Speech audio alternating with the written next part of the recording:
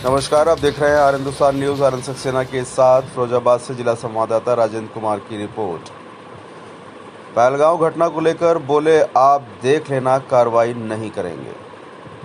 फिरोजाबाद में मां बेहड़ वाली धाम सिखहरा अलहदादपुर में कर्म वाहिनी जीवन पथ पुस्तक विमोचन कार्यक्रम का आयोजन लेखक उमाशंकर यादव एडवोकेट द्वारा रविवार की शाम 5:15 बजे तकरीबन किया गया।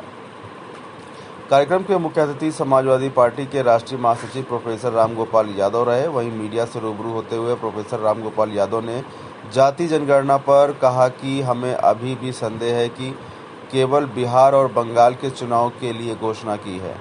सही मायने में जनगणना होगी कि नहीं होगी, ये संदेह की बात है। पहलगांव घटना पर कहा, सारा देश चाहता है कार्रवाई हो, आप देख लेना, ये कोई कार्रवाई नहीं करेंगे।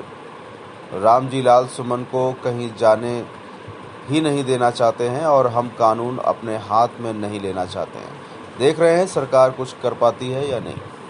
फिलहाल आप सुरक्षित रहिए, जुड़े रहिए आर हिंदुस्तान से। नमस्कार। जानते नहीं विपक्ष कब से इसके लिए लड़ रहे हैं। आपस में विपक्ष अपने अपना से कोई नहीं लड़ रहा है। कांग्रेस कह रही कि हमारी भी ऐसे हुआ है। छोड़िए, कुछ नहीं कह रहे। बीजेपी वाली बात मत करो।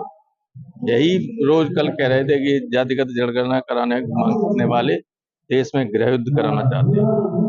कह रहे थे कि ये अर्बन नक्सल्स के समर्थन 5 जन का जो मुखपत्र है उसके दर्जनों एडिटोरियल इसके खिलाफ।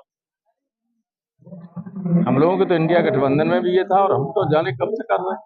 डॉक्टर लोहिया ने कब कहा था, तब से है। तो श्रेय की बात नहीं, लेकिन जब कोई चुनाव आता है और इस सरकार की या पार्टी की नैया डगमगाती है तब ये सही रास्ते पे आते। लेकिन हमें अभी भी संदेह है कि ये केवल बिहार और बंगाल के चुनाव के लिए घोषणा की है और सही अर्थों में जनगणना होगी भी नहीं कि ये संदेह की बात है। ये सरकार जो है विपक्ष के दबाव में आ गई क्या? सरकार हमेशा जनता के दबाव में आती है। सारी अंतर जो उनकी आरएसएस और बीजेपी की आंतरिक जो है एस्टिमेट लगाया, जो अनुमान लगाया गया है, आकलन किया गया है, उसमें वो हर जगह फेल। ऐसा तो नहीं पहलगांव के मुद्दों को दबाने के लिए जो घोषणा कर दी हो। अभी हम इसलिए नहीं कहना चाहते कि ये कहेंगे तो तुरंत हम पे देशद्रोह का आरोप लग जाए, तो मैं इस पर कोई जवाब नहीं देना चाहता। आज लेकिन सारा देश चाहता है कि कार्रवाई हो और आप देख लेना, ये कोई कार्रवाई नहीं करे। आज रामजी सुमन जी को रोक लिया पुलिस ने। ऐसा रामजी लाल सुमन जी को कहीं जाने ही नहीं देना चाहते।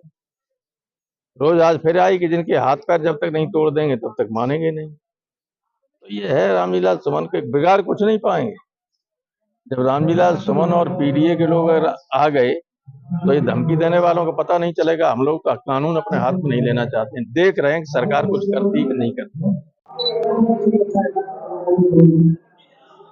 कर्म वाहिनी जीवन पथ का मतलब होता है कर्म के वाहन पर चढ़कर जीवन का रास्ता तय।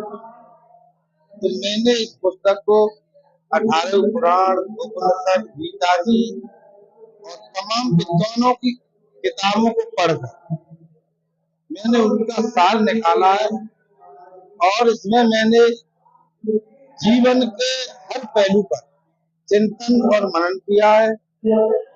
ये पुस्तक मैंने शुरुआत इसकी 2012 में की थी और 12 से लेके 15 तक मैं 70% पूरी कर ली थी। समय के अभाव के कारण ये पेंडिंग में पड़ी रही है। पिछली तो एक साल में मैंने पूरी की है और आज इसका विमोचन हुआ है। तो इसकी प्रेरणा को कहाँ से मिली? इसकी प्रेरणा हमारे पिताजी के द्वारा मिली।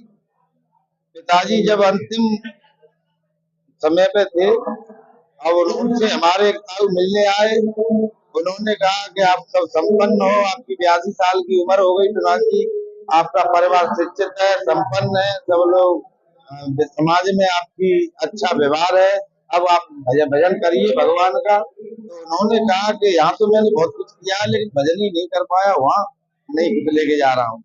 उसी पर मैंने पिताजी की लास्ट अंतिम बातों पर मैंने रिसर्च किया और ये इसकी किताब की मैंने रचना।